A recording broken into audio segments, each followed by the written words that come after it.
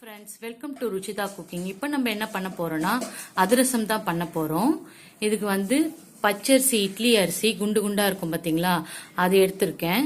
அப்புறம் பாகு வெல்லம் எடுத்திருக்கிறேன். 100 கிராம் பச்சரிசியை 4 மணி நேரம் ஊற வச்சுட்டு மிக்சியில போட்டு நல்லா அரைச்சிட்டு இப்படி ஜலிச்சு எடுத்துட்டு வந்திருக்கேன். இது பாகு வெல்லம். இத பாகு காசி பாகு எடுத்து இதோட கலக்க போறோம்.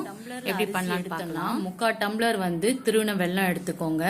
இத போய் நம்ம பாகு காசலாம். இப்ப ஸ்லோ ஃப்ளேம்லயே வச்சு பண்ணுங்க. வெல்லம் நல்லா கரைஞ்சிடுச்சு, கொதிக்க ஆரம்பிக்குது. ஸ்லோவாவே வைங்க அடுப்பை. நம்ம இதை எடுத்துட்டு பார்ப்போம், தண்ணியில ஊத்தி பார்ப்போம் எப்படி இருக்குன்னு. கரைஞ்சிடுச்சு, இன்னும் பாகு வரல, இன்னும் நல்லா கொதிக்கணும். இப்படி எடுத்து பார்க்கும்போது இப்படி ஜாம் மாதிரி வரணும் உங்க கையில. இதுதான் பதம்.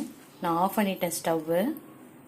இதுதான் இப்படி எடுத்து பார்க்கும்போது இப்படி ஜாம் மாதிரி உங்க கையில டச் ஆகினா போதும். இதான சரியான பதம். ஸ்டவ் ஆஃப் பண்ணிட்டு அரிசி மாவை கொஞ்சம் கொஞ்சமா போட்டு கலரிக்கலாம். கலரிட்டே இருக்கணும். அந்த அரிசி மாவெல்லாம் அந்த பாகோட கலந்துட்ட பிறகுதான் மற்ற அரிசி மாவையும் நீங்க சேர்க்கணும்.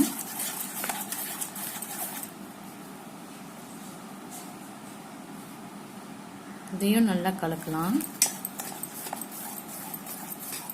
இதுதான் எடுத்து போட்டா விழணும். இப்படி எடுத்து இப்படி போட்டீங்கன்னா விழணும் கீழே. இதுதான் பதம். இதுக்கு மேல நான் ஏலக்காய் பொடி போட போறேன். 1 ஸ்பூன் நெய் போட்டு அது காயாம இருக்கிறதுக்கு 1 ஸ்பூன் நெய் விட போறேன். இதை நம்ம நாளைக்கு தான் செய்ய போறோம். அதை ஃப்ரிட்ஜில் எல்லாம் வைக்க தேவையில்ல, வெளியிலேயே வச்சுக்கலாம். அவ்வளவுதான், அதிரச மாவு ரெடி ஆயிடுச்சு.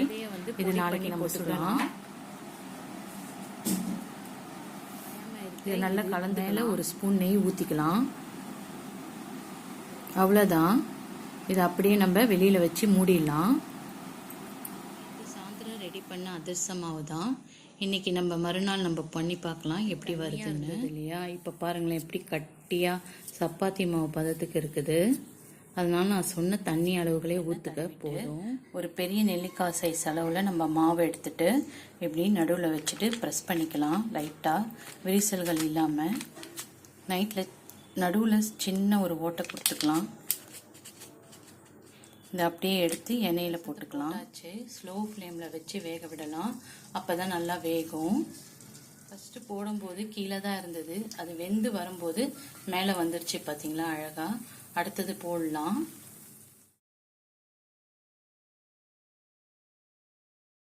நான் சொன்ன அளவுகளில் மொத்தம் எனக்கு 8 அதிரசம் கிடைச்சது.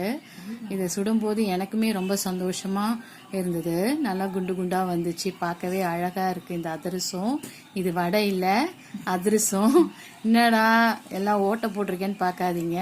இந்த ஓட்டை போடுறதுனால இங்க இருக்கிற மாவு, நடுவில் இருக்க மாவும் உங்களுக்கு சேர்ந்து வேகும். அதனாலதான் இந்த ஓட்டை போட்டு கொஞ்சம் வித்தியாசமா பண்ணி பார்க்கலான்னு பண்ணேன். ரொம்பவே நல்லா வந்தது. எனக்குமே ரொம்ப ஹாப்பி தான். நீங்களும் ட்ரை பண்ணி பாருங்க.